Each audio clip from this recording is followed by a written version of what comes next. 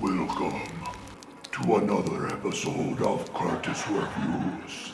Today we're talking about Nosferatu, a new 2024 adaptation from director Robert Eggers based on the original F.W. Murnau film from 1922, Nosferatu, a Symphony of Horrors. Starring Lily-Rose Depp, Nicholas Hoult, Aaron Taylor-Johnson, Emma Corrin, Bill Skarsgard, as well as Willem Dafoe. Nosferatu is a tale as old as time. Girl falls in love with man, man falls in love with real estate ventures, and subsequently forms a strange love triangle with a vampire living in the Carpathian Mountains known only as Count Orlok. Decrepit romance and vile blood exchanges ensue as plague, rats, and nastiness run amok. What Robert Eggers trades for the innovative German Expressionist stylings of the original is a vibrant, sickening take on the titular monster, while also concocting some of the most harrowing, beautiful imagery I have seen on screen in 2024, and possibly of all time. The movie is also quite psychedelic, though sometimes rote in the time it takes to set up some of its grander pieces. But the payoff in the movie's final moments make these more meandering segments work even better. It's a powerful piece of cinema, one which I have not been able to stop thinking about since I saw it. Before I go any further, I'm going to go ahead and drop a spoiler warning. So now is your time to pause this video, go watch Nosferatu and maybe the 1922 original, then come back and let me tell you how to feel about it. I can't say I went into Nosferatu completely blind. I watched the original 1922 film before this adaptation, and I have to say it made the 2024 film experience even more enjoyable. Eggers crafts a genuinely faithful adaptation, while elaborating on certain bits and characters with his own unique directorial vision. If you're new to his way of storytelling, Nosferatu may be a little confusing to follow. Ultimately, this is by design, as the original film feels similar, so be prepared to embrace that sense of discomfort. Having the source text fresh in my mind helped alleviate some of that confusion.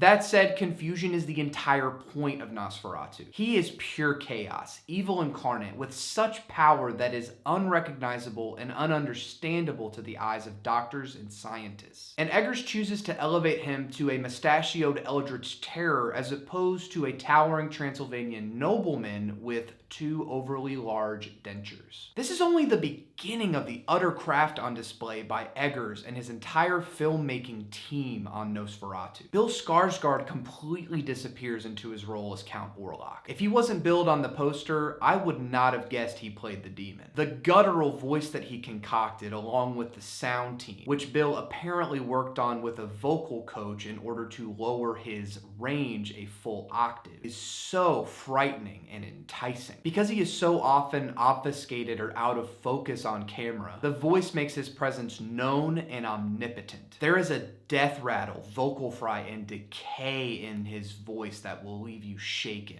and likely impersonating it on the ride home. The makeup for the creature is staggering, though some may question the choice of the mustache. Given that Eggers has mentioned in interviews how deeply researched his script was, mustaches were historically accurate to the Dracula source text, as well as how men fashioned themselves in that day and age. Google Vlad the Impaler, you'll see. While he is rarely fully formed on camera until the movie's climactic ending, when you do see his frame, he looks surprisingly human, hulking to some degree and very much dead and decaying. But there's a strangely comforting quality to his presence. Dracula and vampire stories in general often have a romantic factor, and Bill's performance adds a steady undercurrent of palpable sexuality throughout. Most folks will leave the movie agreeing on one thing. Lily-Rose Depp's performance as Ellen Hutter is nothing short of spectacular. Her various monologues, the lengths she goes to in her physical performance, and her sharing of the screen with the demon are also harrowing and beautiful. And that she nailed Ellen's persona is crucial to this thing working. She is undeniable both to Nosferatu and the audiences watching her. Consistently shackled and drugged, there is a tragedy to her fate that the only person who believes her is Willem Dafoe's crazed occultist, Professor Alban Eberhard von Franz, the only other person who truly understands the scope of Nosferatu's menacing power. Special shout out to Simon McBurney, who plays Knock.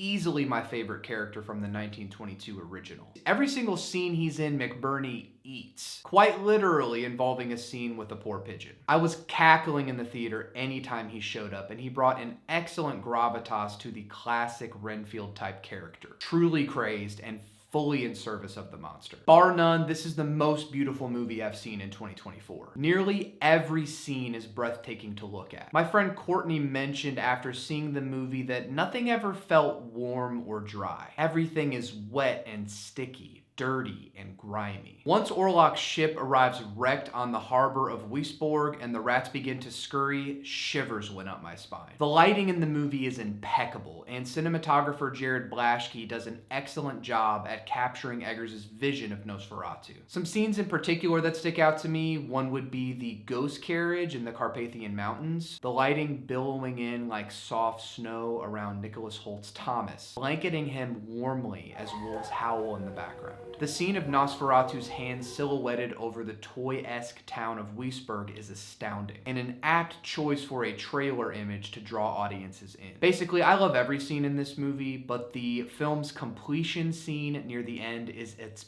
best, one that Robert Eggers builds to from the very beginning. Like a painting brought to life, Ellen has tricked Thomas and the others, along with the help of Dafoe's Professor Eberhardt, in order to enact her imminent coupling with the demon. Nosferatu is powerless to her blood, and she knows it. However, a strange relationship has been brewing between them since the earliest moments of the film. Because of the eldritch horror nature of this iteration, it can be difficult to tell exactly what's real in Nosferatu and what is a dream. By the end, Ellen is convinced that she has been loved or will be loved by the demon. He comforted her while Thomas was missing. And while the convulsions and dreams seem horrific, there is an oozing comfort in those moments. It's almost like a long-lost romance, or perhaps one against Ellen's will. Many will argue that the movie is sexual, not sexy. While I tend to agree with the former, there is a palpable sexual tension throughout. And in those final moments where the demon's fangs finally sink into Ellen's pale, supple flesh, the audience can only watch in shock and horror at the utter release unfolding on screen. Tears began to pool in the corners of my eyes, the terrible love on display. Sunlight finally comes, and with Nosferatu utterly addicted to Ellen's essence and shape, he succumbs and perishes atop her now drained body. The audience is left with blackness.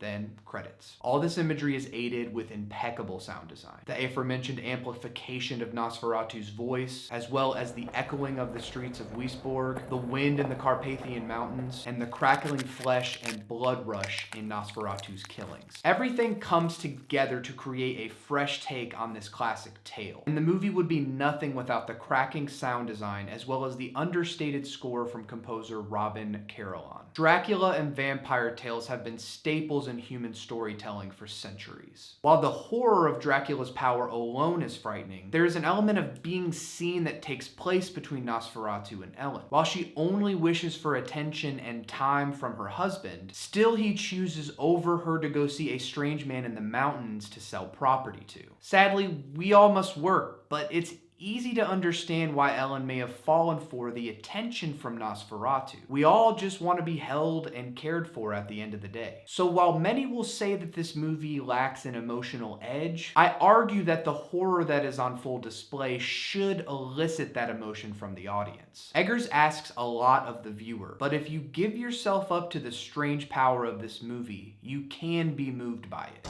While Nosferatu may prove to be divisive in some circles, the group I saw it with definitely felt the mustache was a choice. It is a film that has something for everyone. It is certainly a vision, and I applaud Robert Eggers for sticking to his guns and remaking a classic that is just as rich and nuanced as the original. And while this might be his most commercial offering yet, especially given some of the jump scares throughout, this movie still feels like an Eggers production through and through, and will leave you with much to chew on after the credits roll. What did you think of Nosferatu? Was it all bark and no bite, or did it leave you craving more of its bloody contents? Is Thomas Hutter the ultimate cuck? Leave all the comments below, and before you go, don't forget to like and smash that subscribe button. Thank you all so much for watching this video and continuing to support the channel. Take a moment to reflect and prepare for the year ahead. Watch some good movies, enjoy some time with your friends, and until next time, Happy New Year. When we turned around, everyone was dead.